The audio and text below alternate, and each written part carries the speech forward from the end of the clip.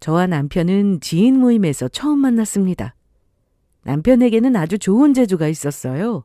바로 사람의 마음을 편하게 만들어준다는 것이죠. 대화가 끊겨도 어색하지 않았고 웃는 포인트가 비슷해서 같이 있으면 마음이 풀렸습니다. 남편은 말이 많은 편은 아니었는데 그 조용함이 오히려 믿음직하게 느껴졌어요. 여자한테 잘 보이려고 가벼운 말을 던지는 사람이 아니라 진짜로 행동으로 옮기는 사람이었습니다. 무엇보다 제 마음을 이해해주고 편하게 만들어주는 남편에게 많은 호감을 느꼈어요. 남편과 함께 있으면 저다운 모습을 많이 끌어낼 수 있었거든요. 그렇게 저는 점점 마음을 키워갔고 우리는 연인 사이로 발전했습니다. 연애하는 동안도 큰 잡음이 없었어요. 싸움에도 오래 끌지 않았고 서로의 생활 리듬을 존중해줬어요. 저는 그런 무난함이 좋았습니다. 결혼은 설렘만으로 버티는 게 아니잖아요. 결국 함께 사는 게 가능한 사람이냐가 중요하니까요. 그래서 자연스럽게 결혼 얘기가 오갔고 양가도 큰 반대 없이 허락해 주셨습니다. 결혼하고도 한동안은 정말 괜찮았습니다. 남편은 집안일도 잘 도왔고 제가 피곤해하면 알아서 밥도 차리고 설거지도 했어요. 남편은 가정적이고 다정다감한 사람이었습니다. 행복한 신혼생활을 보내던 중 우리 부부에게 소중한 아이가 찾아왔습니다. 우리 둘 다 아이를 좋아해서 되도록 빨리 아이가 생기기를 원했거든요. 그런 마음이 통한 건지 정말 예쁜 아이를 가지게 되었어요. 열심히 퇴교하면서 10달 동안 아이와 만날 날을 손꼽아 기다렸고 그렇게 아이를 건강하게 낳았습니다. 저는 아이가 태어나면서 우리 가정이 더 단단해질 거라고 믿었어요. 실제로 초반에는 그러는 듯 했습니다. 남편은 일하느라 피곤할 텐데 아기 기저귀도 갈고 밤에 깨면 같이 일어나고 주말이면 제가 조금이라도 쉬게 하려고 아이를 봐주거나 놀아줬습니다. 문제는 아이를 낳고 2년 정도 지나면서부터였어요. 처음에는 아주 사소했습니다. 늘 다정하게 말하던 사람이 어느 순간부터 말투가 달라지더라고요. 예전에는 오늘 어땠냐, 많이 힘들지 않았냐고 제 얼굴을 보며 걱정스럽게 말하던 사람이 이때는 집에 들어오자마자 별다른 말 없이 핸드폰만 붙잡고 있었습니다. 마치 만사가 귀찮다는 듯이요. 대화가 줄어든 것도 그렇고 눈도 잘 안 마주쳤어요. 그렇게 좋아하던 아이에게도 심드렁했습니다. 그러다 이상한 장면이 하나둘 쌓이기 시작했어요. 말투가 달라지고 나서는 퇴근 시간이 계속 늦어졌습니다. 아무리 일이 많고 바빠도 되도록 일찍 퇴근해서 저랑 아이와 시간을 보내려 했어요. 그런데 당연하다는 듯 집에 늦게 들어오기 시작했고 늦는 이유도 매번 달랐습니다. 언제 와? 퇴근이 늦었네? 오늘 회식했어. 회식이다, 야근이다, 급한 미팅이 잡혔다 등등. 이런 이유로 집에 늦게 들어오는 남편이었어요. 이상하게 일정도 너무 들쑥날쑥했죠. 거기다 집에 와서는 피곤하다고 하면서도 샤워를 바로 하고 옷을 바로 세탁기에 넣는 습관이 생겼습니다. 예전엔 안 그러던 사람이요. 들어오면 씻는 것보다 제게 오늘 하루는 어땠냐고 먼저 묻고 빠르게 손 씻고 아이를 보며 눈에 담던 사람이었습니다. 그런데 이제는 눈길도 안 주고 후다닥 씻더라고요. 한 번은 남편 옷에서 낯선 향수 냄새가 확 났습니다. 그것도 여자 향수 냄새요? 제가 향수를 좋아해서 한때 이것저것 잘 뿌리고 다녔거든요. 임신하고 나서부터는 냄새에 민감해서 안 뿌렸고 육아하면서 어디 꾸미고 나갈 일도 마땅히 없고 아이한테도 좋지 않을 것 같아서 그 뒤로 향수를 잘 안 뿌렸습니다. 남편은 원래 향수를 뿌리고 다니는 사람이 아니었어요. 남편이 퇴근하고 돌아오면 가끔 향수 냄새가 날 때가 있긴 했지만 그건 대부분 남자 향수일 때가 많았습니다. 그런데 어느 순간부터 여자 향수 냄새, 그것도 똑같은 특정 향수 냄새만 나더라고요. 남편은 회사 여직원들이 하도 향수를 많이 뿌려서 냄새가 밴 것 같다고 여자들 향수 냄새가 다 고만고만하지 않냐고 했습니다. 의심스러운 건 이것뿐만이 아니었어요. 과도하게 휴대전화를 붙잡고 있는 게 이상했습니다. 제가 어디서 본 게 있는데 남자가 갑자기 핸드폰을 많이 하고 계속 손에서 떨어뜨리지 않으려고 한다면 외도를 의심해 보라고 하더라고요. 남편은 종종 일 때문에 핸드폰을 잘 보기도 했고 핸드폰으로 소설을 읽는 등의 취미가 있었어요. 그래서 처음에는 대수롭지 않게 생각했는데 점점 갈수록 행동이 수상했습니다. 누가 보지 못하게 핸드폰 화면을 엎어두는 것도 그렇고 제가 근처만 가면 폰을 슬쩍 치우거나 들고 움직였어요. 잠금도 더 자주 바꾸는 느낌이었고요. 또 주말도 달라졌습니다.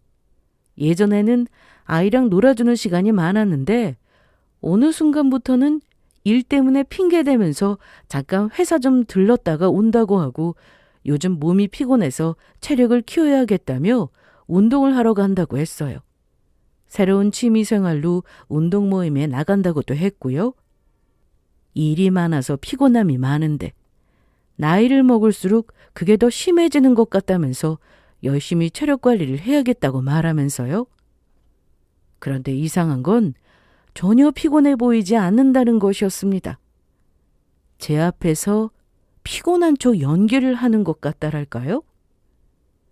뒤에서는 오히려 기분이 들떠 보였죠. 결정적으로 차 안에서 여자 머리끈 같은 걸 본 적이 있습니다. 남편은 이게 여기 왜 있지? 처음 보는 머리끈에 놀라서 남편한테 이게 뭐냐고 물어봤고 남편은 잠시 당황스러워하더니 이내 회사 후배랑 같이 미팅하러 가면서 본인 차에 탔는데 그때 흘린 것 같다면서 웃어 넘겼어요. 하지만 저는 그 웃음을 넘길 수 없었습니다. 뭔가 서늘함을 느꼈거든요.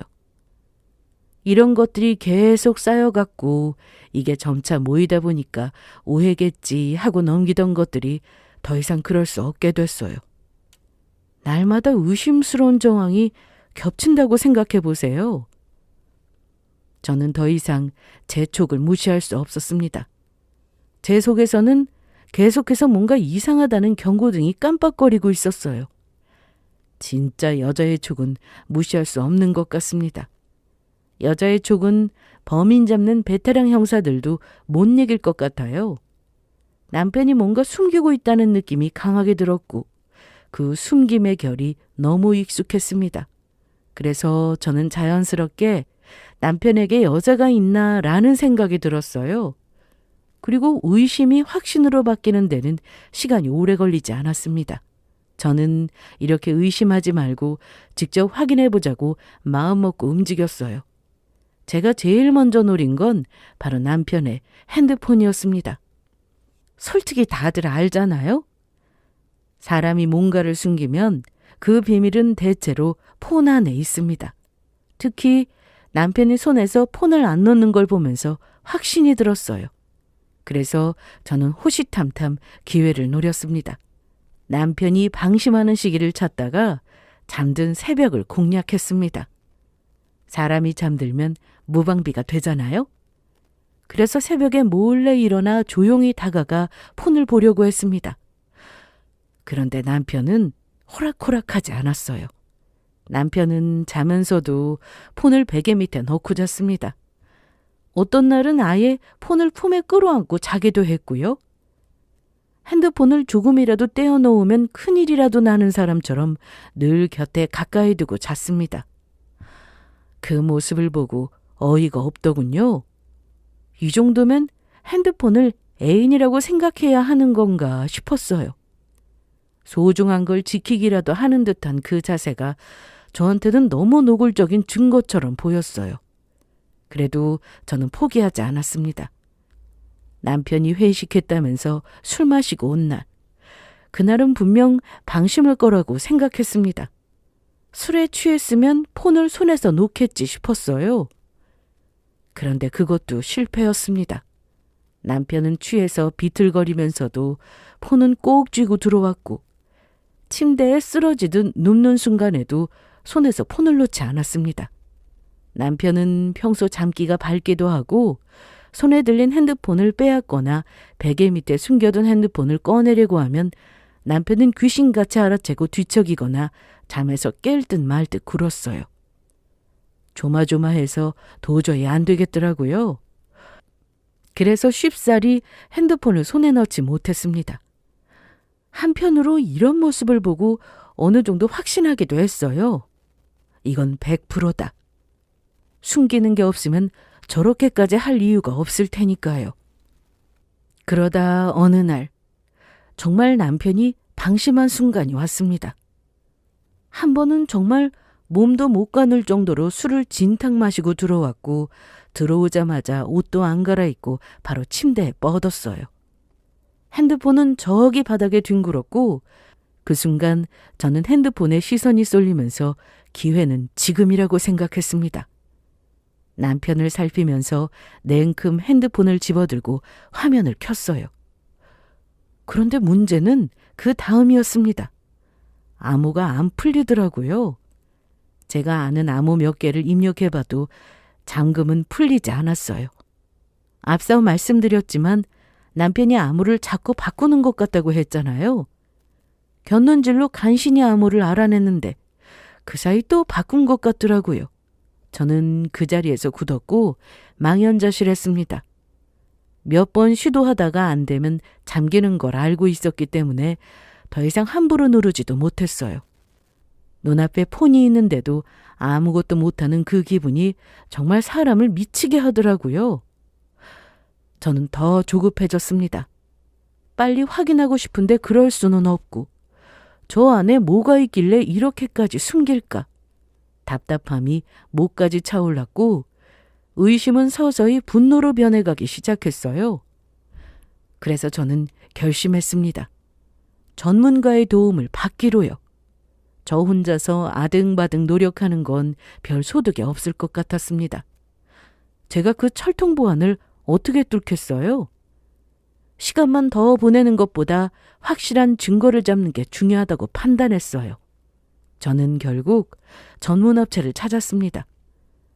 혼자서 남편을 따라다니며 확인하기엔 현실적으로 한계가 있었고 무엇보다 제가 움직이면 들킬 가능성이 컸습니다. 저는 감정적으로 폭발하기 전에 증거부터 손에 쥐고 싶었습니다. 그래야 제가 휘둘리지 않으니까요. 업체에 남편 뒷조사를 의뢰하고 나서도 저는 가만히 있지 못했습니다. 업체가 알아서 할 거라고 생각하고 마음 놓으면 좋은데 그게 쉽지 않더라고요. 기다리는 시간이 더 지옥이었습니다. 그래서 저는 애써 신경 쓰지 않으려고 노력했고 육아와 살림에 더 집중했어요. 그러면서도 계속 남편의 핸드폰을 노렸습니다. 한 번 터지면 대박인 것처럼 남편의 핸드폰은 너무 맛있는 먹잇감이었어요. 혹시라도 잠금 풀린 틈이 생겨서 안에 어떤 것들이 있는지 볼 수 있다면. 이런 마음으로 핸드폰을 노렸습니다. 그렇게 하루하루가 날이 선 채로 지나갔어요. 그러다 며칠 후 업체에서 연락이 왔습니다. 증거가 잡혔다고요. 그 말에 저는 심장이 쿵 내려앉았습니다. 정말 있구나. 내 남편의 외도 증거 사진을 본다는 건 정말 마음을 단단히 먹어야 하는 일이었습니다. 떨리는 손으로 물을 한 컵 마시고 애써 마음을 다잡았어요. 그리고 천천히 받을 파일을 확인했습니다. 파일에는 사진이 여러 장이었고 날짜와 시간까지 정리되어 있었습니다. 업체 말로는 며칠간 남편의 뒤를 밟는 동안 같은 여자와 계속 만나는 걸 확인했고 그 장면들을 증거로 남겼다고 했습니다. 저는 손이 떨리는 걸 억지로 눌러가며 사진을 열었습니다. 그리고 그 순간 숨이 확 막혔습니다. 참 슬프게도 역시나였습니다. 남편에게 여자가 있는 게 맞았고 제 촉이 틀리지 않았어요. 사진 속 남편은 제가 아는 남편의 얼굴이 아니었습니다. 회사 동료한테 친절한 정도의 표정이 아니었고 그냥 잠깐 인사하는 사이도 아니었습니다. 남편과 상간녀는 누가 봐도 연인 같은 느낌을 풍기는 표정과 행동. 너무 자연스러웠고 너무 익숙해 보였어요. 거리감이 없고 손이 닿는 게 당연한 사람들처럼 보였습니다. 더 충격적인 건 그 사진들이 오해의 여지를 남기지 않는다는 거였습니다. 딱 보면 알잖아요. 그냥 친한 사이인지 선을 넘은 사이인지. 그건 선을 넘은 사이였습니다. 저는 한동안 사진을 제대로 넘기지도 못했습니다. 눈으로 보고도 믿기지 않아서 같은 사진을 몇 번이나 다시 봤어요. 확대했다가 줄였다가 다시 보고. 그러다가 결국 손에서 핸드폰이 툭 떨어질 뻔했습니다. 배신감이 한꺼번에 밀려왔습니다.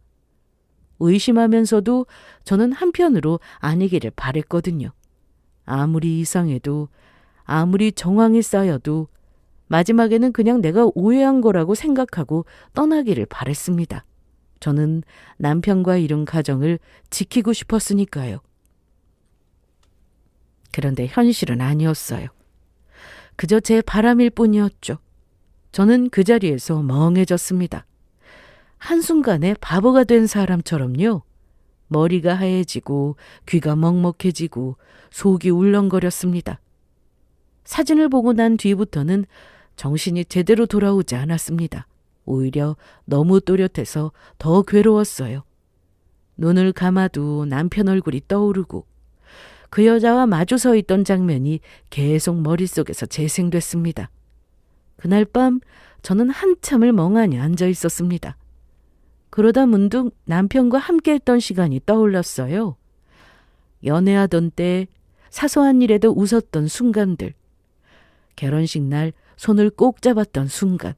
아이를 낳았을 때 남편이 울먹이던 얼굴. 아기가 처음 웃었을 때 둘이서 동시에 기뻐하던 순간. 그 많은 날이 있었고 행복한 순간들이 분명히 있었는데 외도 사실을 알게 된 순간 그 모든 순간이 한순간에 거짓말처럼 느껴졌습니다. 남편이 외도했다는 사실이 그 기억들 위에 검은 얼룩처럼 번져서 어떤 장면을 떠올려도 끝이 더럽게 느껴졌어요. 충격은 오래가지 않았습니다. 아니, 정확히 말하면 충격은 계속 있었는데 그 위에 더 강한 감정이 올라왔어요. 바로 남편을 향한 분노. 어떻게 나랑 아이를 두고 다른 여자를 만날 수 있지? 그 질문이 머릿속에서 계속 맴돌았습니다. 결혼을 안 한 상태도 아니고 아내와 자식이 있는 가정이 있는 유부남이 무책임하게 바람을 피운 거잖아요? 이건 저만 배신한 게 아니라 아이까지 배신한 행동이라 생각했습니다. 저는 그게 너무 괘씸하고 더러웠어요. 남편이 너무 믿고 역겨웠습니다. 사진 속 남편 표정이 자꾸 떠올랐고 그 표정으로 집에 와서 제 얼굴을 보고 아이를 안아줬다는 게 생각할수록 속이 뒤집혔습니다. 그런데도 저는 어디다 하소연을 못하겠더라고요. 정말 속 시원하게 이야기하고 싶은데 그럴 곳이 마땅치 않았습니다. 무엇보다 이런 사실을 말한다는 게 너무 부끄럽기도 했고 마치 내 얼굴에 침 뱉는 것 같은 느낌이 들 것 같았어요. 제 잘못이 아닌데도 말이죠.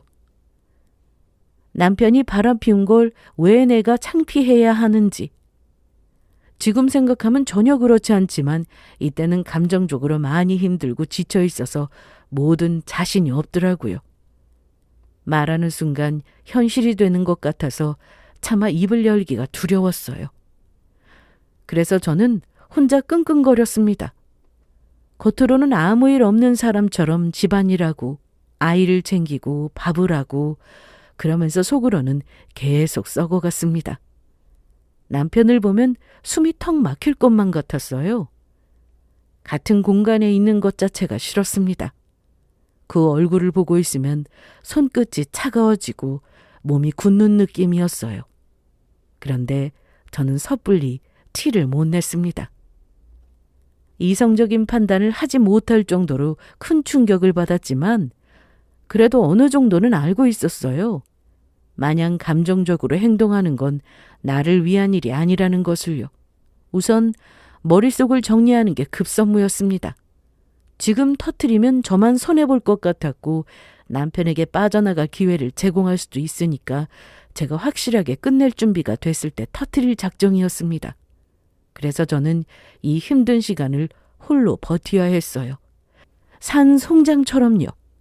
밥을 먹어도 맛이 없고 잠을 자도 잔 것 같지 않고 아이 웃음소리에도 마음이 바로 올라오지 않고 그냥 몸만 움직이고 있었습니다.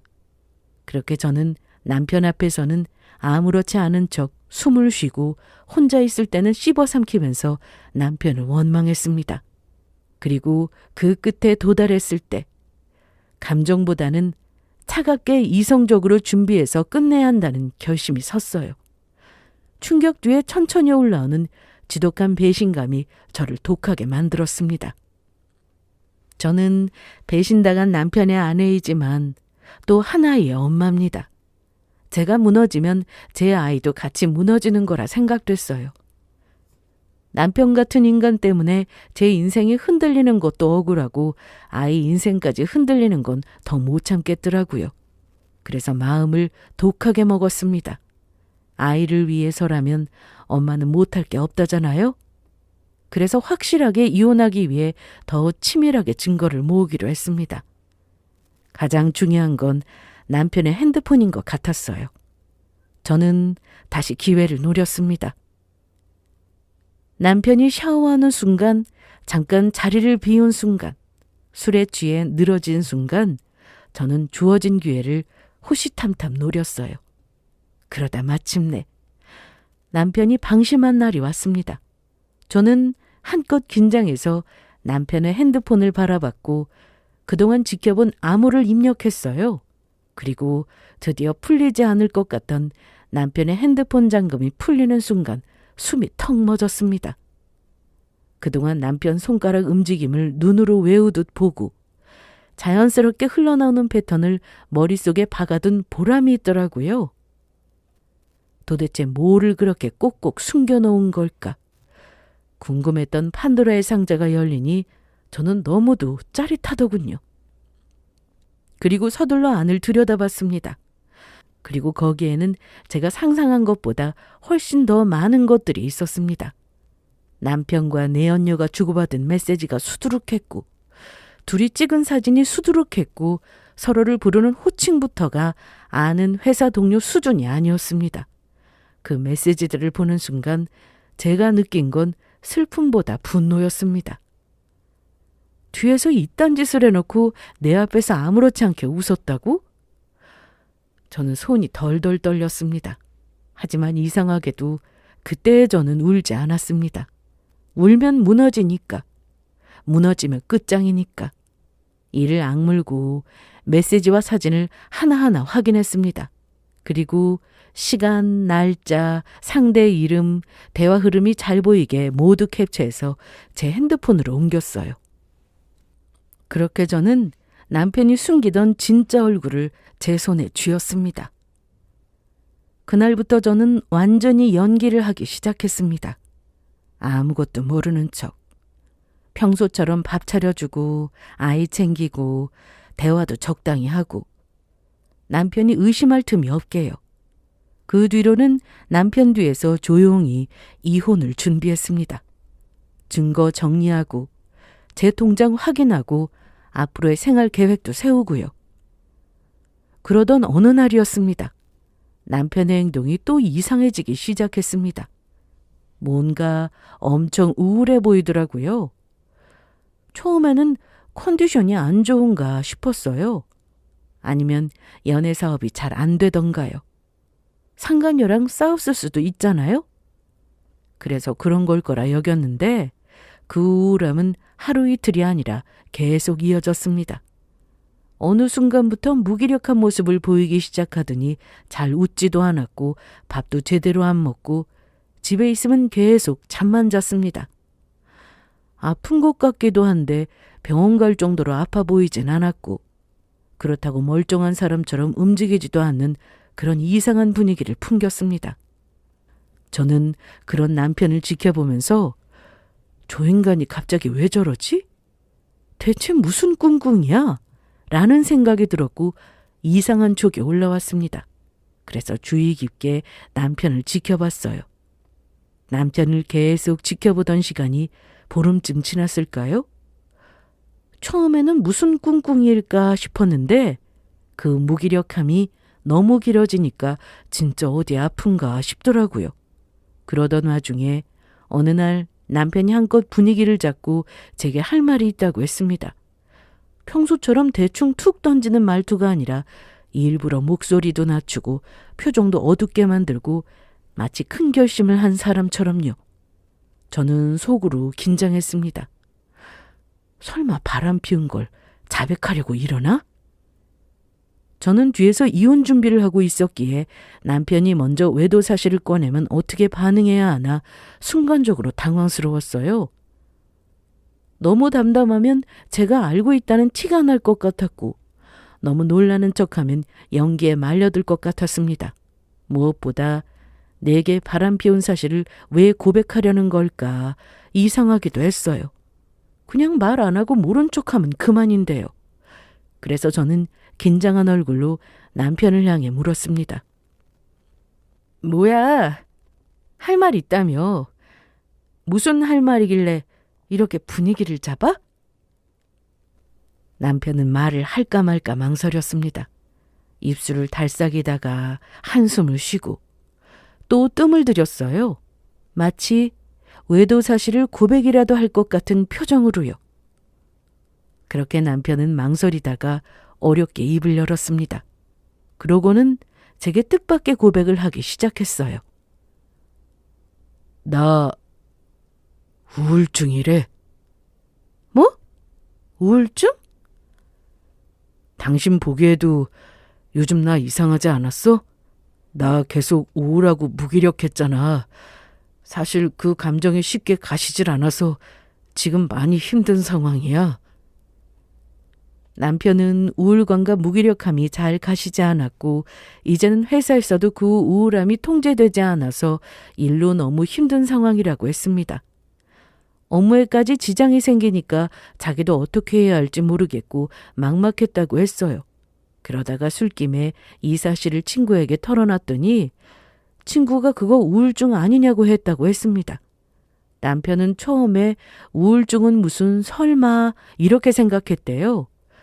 그러나 점점 정말 그런가 싶어서 친구 말대로 병원에 가봤고 거기서 우울증 진단을 받았다고 털어놓았습니다.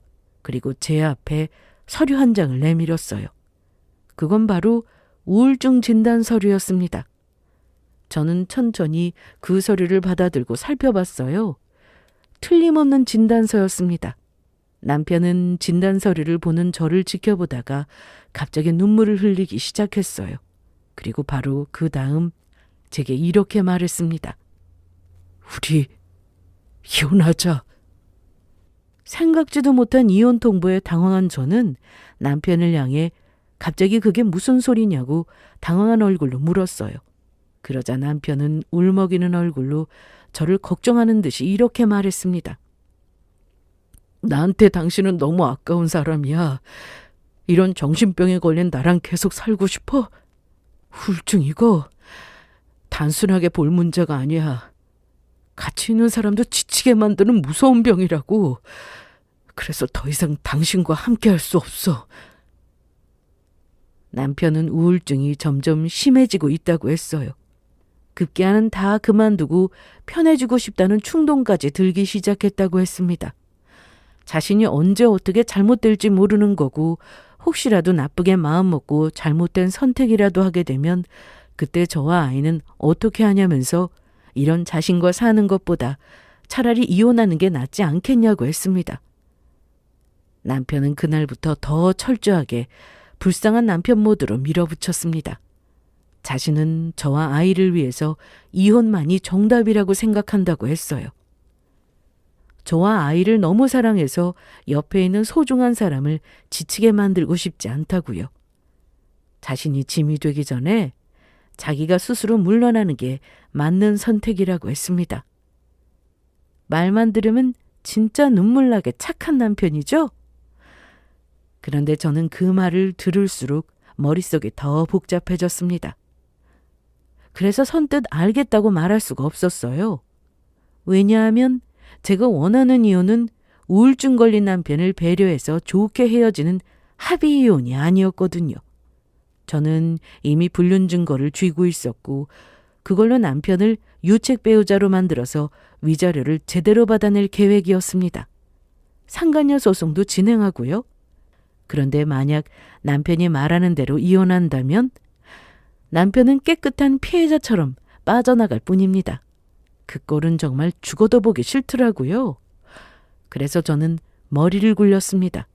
이렇게 이혼하기 싫으면 남편의 외도 사실을 밝혀야 하는데 어떻게 밝혀야 할까?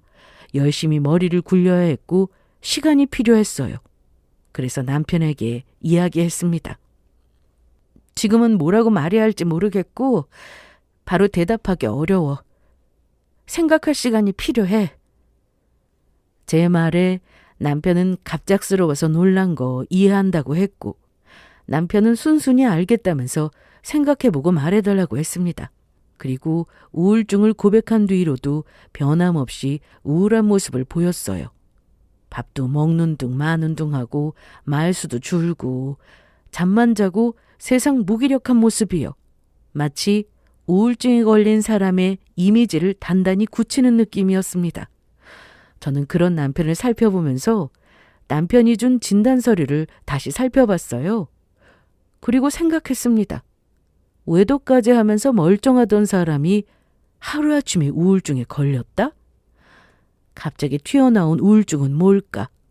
그러다가 순간 우울증 때문에 외도를 저지른 건가 하는 생각이 들었습니다. 그러나 곧바로 고개가 저절로 저어졌어요. 아무리 그래도 그렇지. 우울증 때문에 외도를 저지르는 건 말이 안 됐습니다. 저는 남편이 우울증에 걸린 이유를 찾고자 생각하고 또 생각했어요. 하지만 아무리 생각해도 우울증에 걸릴 이유가 없었습니다. 오히려 남편은 바람 피우면서 더 들떠 보이던 인간이었어요.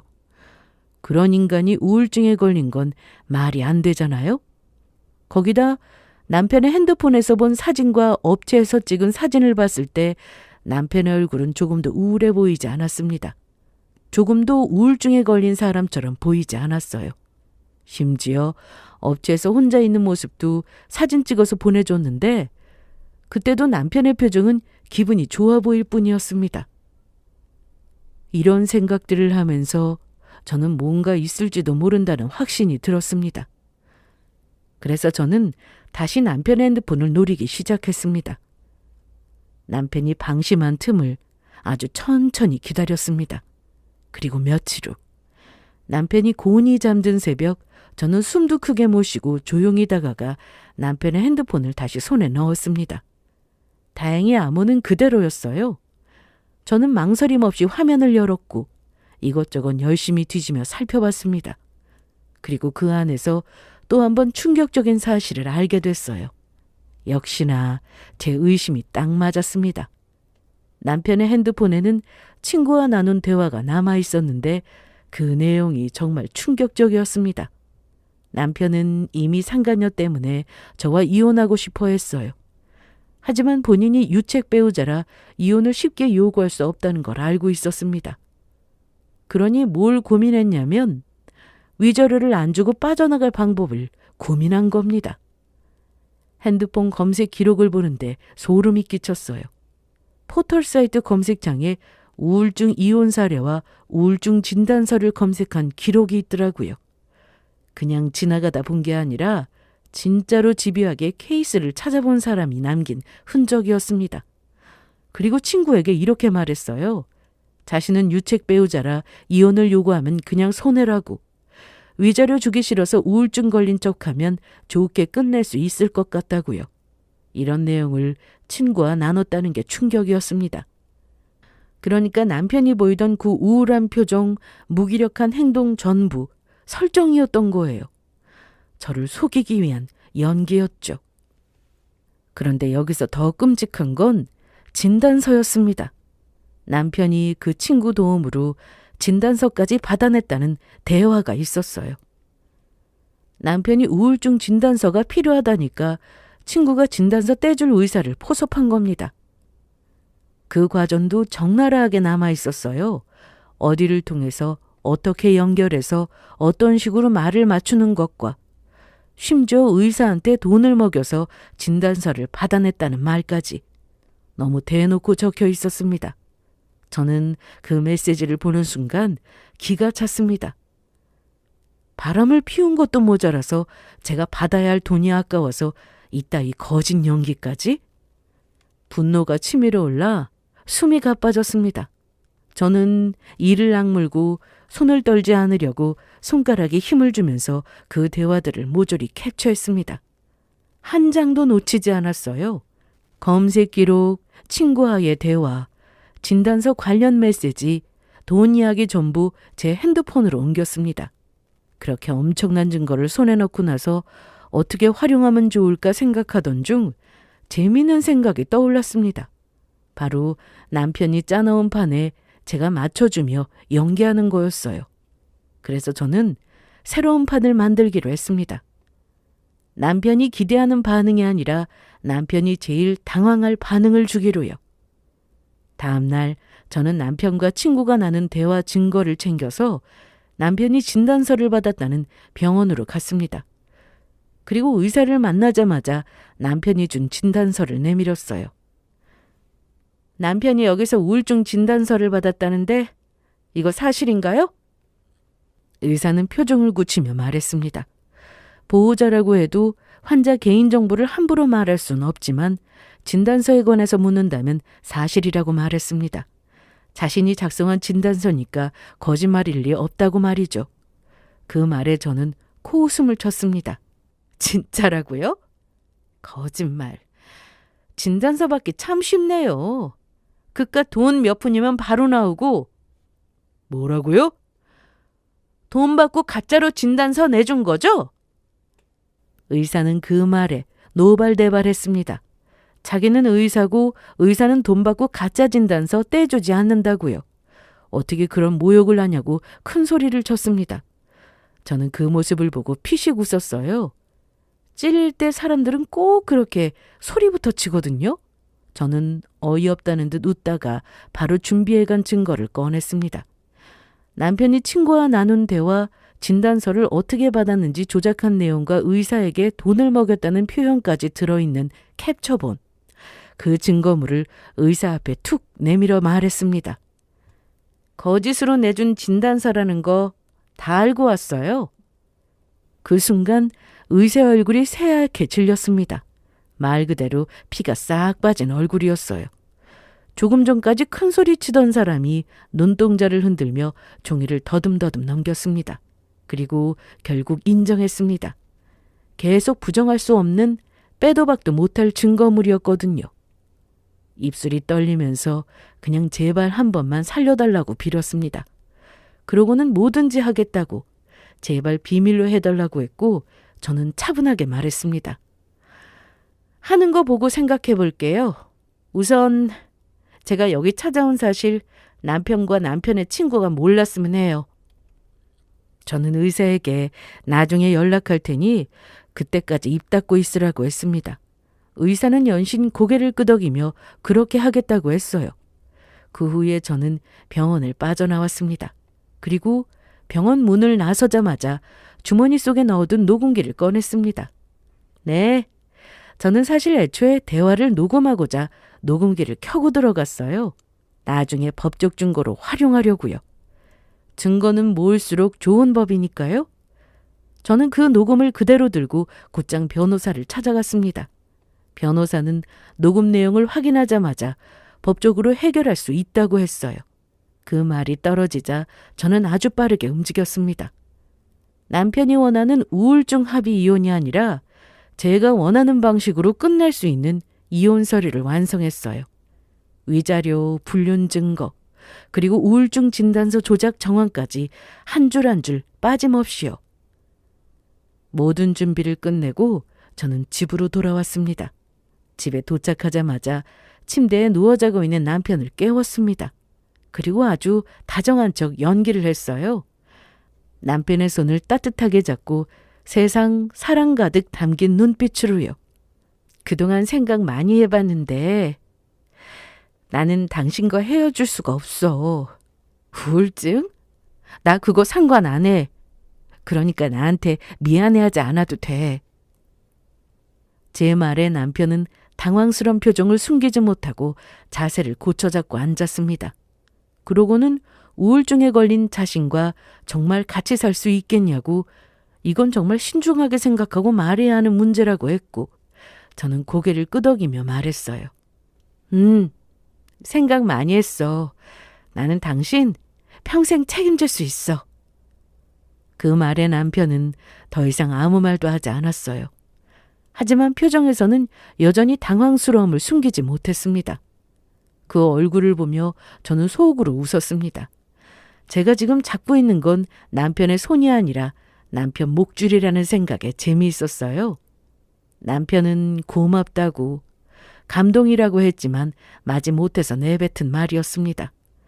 그럼 남편의 말을 듣고 저는 눈물을 닦는 척하면서 고개를 푹 숙였어요. 제 연기에 남편이 속도록 말이죠. 그리고 고개를 숙인 채로 아주 조용히 말했습니다. 난 진심으로 당신 평생 책임질 수 있어. 단 그 한마디에 공기가 잠깐 멈추는 것 같았습니다. 저는 숨도 크게 쉬지 않고 아주 또렷하게 이어서 말했습니다. 바람 안 피우고 정말 우울증에 걸렸다면 말이지. 이 말을 끝으로 주변이 얼음처럼 굳는 것 같았습니다. 남편은 응? 하고 입만 벌린 채 아무 말도 못했습니다. 그 눈빛이 딱 그거였어요. 내가 방금 뭘 잘못 들었나? 뭐라고 하는 거지? 딱 그런 느낌이었습니다. 저는 천천히 고개를 들어서 남편 얼굴을 똑바로 바라봤어요. 정면으로 두 눈을 피하지 않았습니다. 반면에 남편의 눈동자는 심하게 요동치고 있었습니다. 제 눈에는 눈물 한 방울도 없었어요. 아까까지 울먹이면서 눈물을 닦는 척 고개를 숙인 건 거짓이라는 뜻이었죠. 저는 남편을 차갑게 바라봤습니다. 남편은 놀란 얼굴로 굳어 있다가 겨우 입을 열었습니다. 그게 무슨 소리야? 방금 뭐라고 했어? 말 그대로야. 바람 안 피우고 정말 우울증이면 평생 책임질 수 있다고. 저는 표정 하나 바꾸지 않고 말했습니다. 남편은 그제야 애써 웃음을 만들어내며 상황을 넘기려고 했습니다. 갑자기 뜬금없이 바람 타령이냐고, 본인은 정말 우울증에 맞다고, 무슨 그런 이상한 소리를 하냐고요. 그러나 저는 미동도 하지 않고 가만히 남편을 응시했습니다. 눈동자도 흔들리지 않고 감정 하나 없는 차가운 표정을 유지했어요. 그 시선에 남편은 크게 찔렸는지 서서히 미소를 거뒀습니다. 입술이 굳고 눈이 흔들리더니 마침내 떨리는 목소리로 물었어요. 당신 설마... 저는 그제야 아주 작게 승리자처럼 웃었습니다. 그리고 준비해둔 서류 봉투를 꺼냈어요. 그러고는 내뱉을 말을 다시 이야기했습니다. 나는 정말 죽을 때까지 나와 결혼한 너를 책임지고 함께할 생각이었다고. 그런데 너는 우울증도 아니고 바람도 피우지 않았냐고. 그래서 책임질 수 없다고 말했어요. 남편의 얼굴이 순간 새하얗게 질렸습니다. 놀라서 굳어있는 남편에게 저는 이혼 이야기를 꺼냈습니다. 그래서 이혼은 당신이 아니라 나만 말할 수 있는 거야. 당신은 내게 이혼을 말할 권리가 없어. 알아들어? 그런데 참 다행이지? 당신이 우울증 환자 쇼까지 하면서 하고 싶었던 이혼. 난 그거 할 생각이야. 저는 봉투를 남편 앞에 툭 내려놓으며 말했습니다. 그러고는 귀찮게 소송까지 갈 필요 뭐 있냐고 읽어보고 도장만 찍으라고 했어요. 그러면 좋게 마무리될 거라고요. 남편은 조심스럽게 서류 봉투를 집어들었습니다. 손끝이 약간 떨렸고 종이를 넘기는 소리조차 유난히 크게 들렸습니다. 남편은 몇 줄 읽다가 점점 얼굴에서 핏기가 빠지더니 입을 떡 벌렸습니다. 하긴 놀랐겠죠. 완벽하게 숨긴 줄 알았던 외도 증거가 버젓이 박제되어 있었으니까요. 저는 그런 남편을 즐기듯 쳐다보면서 이렇게 말했습니다. 어때? 당신이 준비한 우울증 진단서보다 내가 준비한 이혼 서류가 더 세지? 더군다나 나는 가짜 아니고 진짜 이혼 서류야. 그 다음은 뻔했습니다. 남편은 서류를 읽고 바로 질문 폭탄을 퍼부었습니다. 언제부터 알았냐고. 증거는 어떻게 얻었냐고. 설마 자기를 미행이라도 한 거냐고. 그동안 모르는 척 연기한 거냐고요. 그런데 진짜 가관이었던 건 남편이 저를 쳐다보는 표정이었습니다. 마치 자기가 속았다는 표정. 그 표정이 너무 역겨워서 저는 바로 말했습니다. 그 표정으로 날 보지 말라고. 그 표정은 네가 아니라 내가 지어야 하는 거라고. 가증스럽게 어디서 피해자인 척 구냐고요. 그리고 남편이 입을 떼기도 전에 저는 진실을 딱 잘라 말했습니다. 당신 하는 행동이 너무 수상해서 조사 좀 해봤어. 핸드폰도 확인했고 당신이 핸드폰을 잘 모아둔 증거 덕분에 이혼 준비하는 데 큰 도움이 됐어. 그제야 남편 얼굴이 굳었습니다. 저는 그동안 참았던 말을 그 자리에서 다 쏟아냈습니다. 어떻게 나랑 아이를 두고 그런 짓을 할 수 있냐고. 그래놓고 죄책감은커녕 위자료 줄 돈이 아까워서 우울증 걸린 척 연기까지 하냐고 소리쳤어요. 그리고 마지막 한 방. 방금 당신이 진단서 떼온 병원 다녀오는 길이야. 직접 가서 확인하고 왔어. 그 말을 듣는 순간 남편은 눈이 크게 흔들렸습니다. 빠르게 상황을 파악한 거죠. 아, 이건 끝났다. 도망칠 구멍이 없다. 남편은 그대로 무너졌습니다. 벌벌 떨면서 제 앞에 무릎을 꿇었습니다. 정말 잘못했다며 미안하다며 갑자기 막 울면서 용서를 구하기 시작했어요. 내가 순간적으로 돈에 눈이 멀었어. 아깝다기보다는 그냥 욕심이 앞선 것뿐이야. 그래도 줄 건 다 주려고 했어. 진짜야. 그리고 또 뻔한 레파토리를 꺼냈습니다. 상간녀를 바로 정리하겠다고요. 그 여자 때문에 이혼하려던 게 아니라 그냥 잠깐 총각이던 때의 마음을 꿈꿨다고 했습니다. 본인이 정신이 나갔던 거고 지금은 후회하고 반성하고 있다고 했어요. 저는 남편을 쳐다보면서 절로 웃음이 나왔습니다. 사람이 이렇게까지 추해질 수 있나 싶어서요. 너무 없어 보였고 고작 이런 사람과 결혼했다는 게 허탈했습니다. 가짜 우울증 연기에 가짜 진단서까지 받아온 너를 내가 어떻게 믿어? 지금 네가 하는 말도 진심인지 거짓인지 내가 어떻게 하냐고? 남편은 진심이라고 대성통곡했습니다. 눈물 콧물 다 흘리면서요. 하지만 저는 그런 남편을 냉정하게 바라볼 뿐이었습니다. 그리고 거짓이어도 상관없고 진심이어도 상관없다고 했어요. 내가 받은 지옥의 고통 이젠 네가 받을 차례라고 말했습니다. 그 말에 남편 얼굴이 다시 굳더군요. 저는 남편이 옆에 내려놓은 이혼 서류를 다시 들어서 남편 앞에 들이밀었어요. 그러고는 순순히 도장 찍지 않으면 돈 먹여서 허위 진단서 끄는 거 가만두지 않겠다고 울음장을 놓았습니다. 그러자 남편은 잔뜩 겁먹은 표정을 지었어요. 결국 울며 겨자 먹기로 서류에 도장을 찍었습니다. 그렇게 저는 제가 원하는 조건대로 이혼을 끝냈습니다. 하지만 거기서 끝이 아니었습니다. 남편은 도장만 찍으면 끝날 줄 알았겠죠. 저는 이혼하고 나서도 남편을 고발했습니다. 그 허위 진단서를 만들어준 의사까지요. 그리고 상간녀 소송도 바로 진행했습니다. 상간녀는 남편과 같은 회사에 다니는 여직원이었습니다. 저는 숨길 생각이 없었습니다. 상간녀 소장을 대놓고 회사로 보냈습니다. 그게 소문이 안 날 리가 없죠. 회사 안에서 수군거림이 터졌고 결국 그 여직원은 버티지 못하고 회사를 그만뒀다고 들었습니다. 남편도 마찬가지였습니다. 큰 금액의 위자료를 뜯기고 회사의 소문이 어마어마하게 퍼지고 게다가 경찰까지 회사로 찾아오면서 사람들 앞에서 끌려가는 수모까지 겪었습니다. 결국 남편도 자기 발로든 떠밀려서든 회사를 나올 수밖에 없었습니다. 남편은 그렇게 다 잃었습니다. 가정도, 돈도, 체면도, 직장도. 저는 지금 아이와 잘 지내고 있습니다.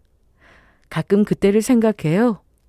그때 제가 감정대로 바로 터뜨렸으면 아마 이렇게까지는 못했을 거라고요. 결국 저를 살린 건 눈물도 호소도 아니었습니다. 증거와 준비, 그리고 끝까지 밀어붙인 결심이었어요. 이 사연을 쓰는 내내 한 가지를 계속 되새겼습니다.